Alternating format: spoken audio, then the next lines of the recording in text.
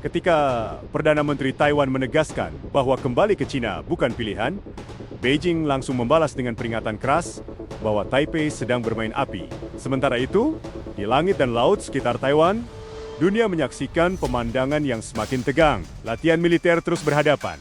Kapal perang dan jet tempur saling memantau, dan armada kapal sipil Cina mulai dilatih.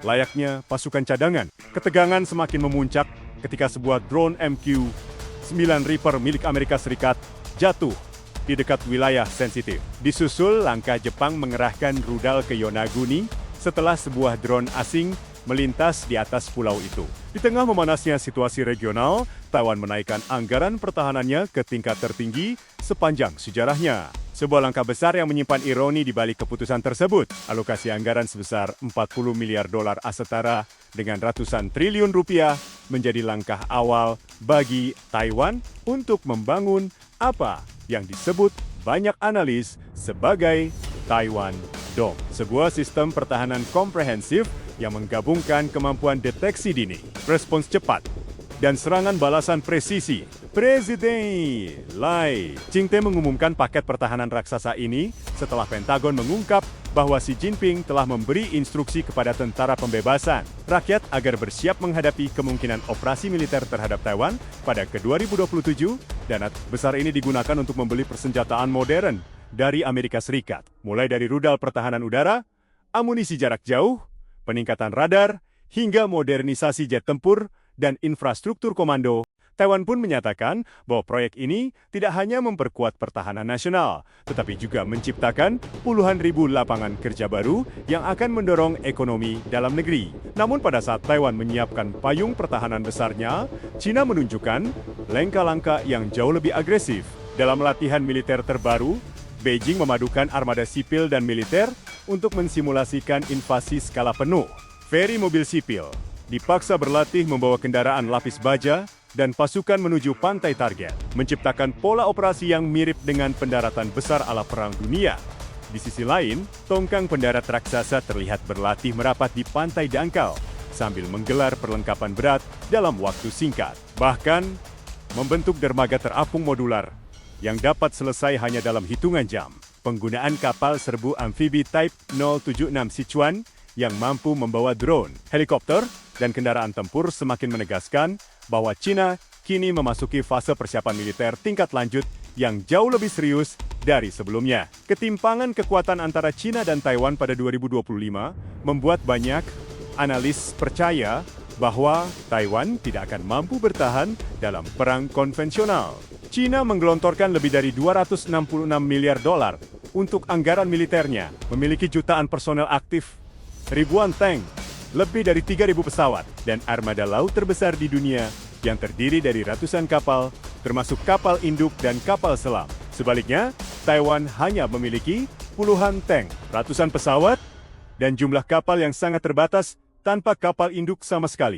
Ketimpangan inilah yang mendorong Taiwan beralih ke strategi pertahanan asimetris, mempersiapkan serangan balik presisi, perang kota, dan sistem pertahanan berlapis yang dirancang untuk memperlambat atau menggagalkan invasi amfibi Cina dalam skenario tekanan terhadap Taiwan. Beijing dinilai memiliki 4 jalur yang bisa ditempuh. Tahap pertama adalah subversi, yaitu penggunaan propaganda, serangan siber, infiltrasi politik, dan kerusuhan sosial untuk mengguncang stabilitas internal Taiwan dari dalam. Tahap kedua adalah karantina, di mana China menggunakan pasukan penjaga pantainya untuk membatasi aliran barang dan aktivitas ekonomi Taiwan dengan alasan inspeksi keamanan.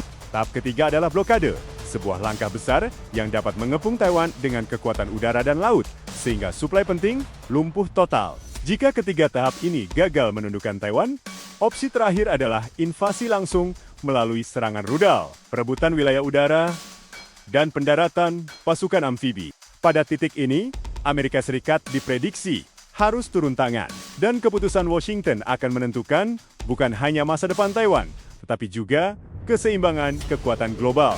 Ketegangan internasional semakin membesar setelah aktivitas intelijen Amerika meningkat drastis. Pesawat mata-mata RC-135-3 terus berputar di sekitar Hainan untuk mengawasi 2 kapal induk Cina. Sementara insiden jatuhnya MQ-9 Reaper memicu spekulasi bahwa Beijing mungkin telah melakukan tindakan konfrontatif.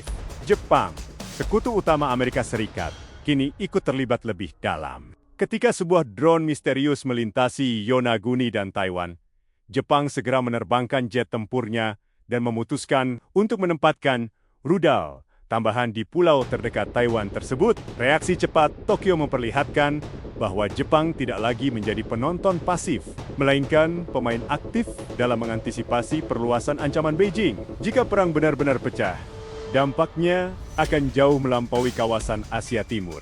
Industri chip global yang bergantung pada Taiwan dapat lumpuh total, memicu krisis ekonomi baru yang mengguncang seluruh dunia. Jalur perdagangan strategis di Asia Pasifik akan terhenti, dan negara-negara sekutu mungkin terbelah dalam mengambil sikap, menciptakan ketidakstabilan politik yang mengancam tatanan global.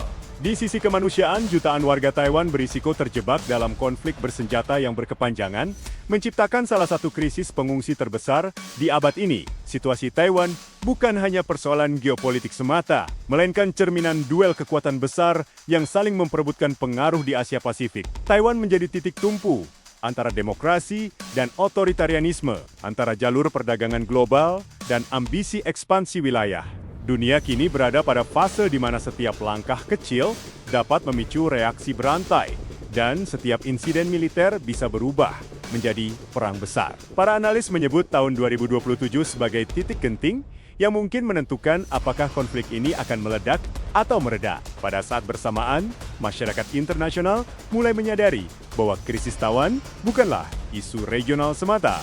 Negara-negara Eropa, Asia Selatan, hingga Timur Tengah mulai memperhatikan dinamika ini karena dampaknya terhadap energi, perdagangan, logistik, dan investasi global. Banyak dari mereka mulai menyiapkan rencana darurat apabila eskalasi benar-benar terjadi. Dunia perlahan menyadari bahwa masa depan stabilitas global mungkin bergantung pada pulau kecil, yang luasnya bahkan lebih kecil dari beberapa provinsi di Indonesia. Dan kini, pertanyaan besar itu menggantung di udara. Apakah kita sedang berjalan menuju perang terbesar abad ke-21, atau masih ada jalan lain yang bisa ditempuh sebelum semuanya terlambat?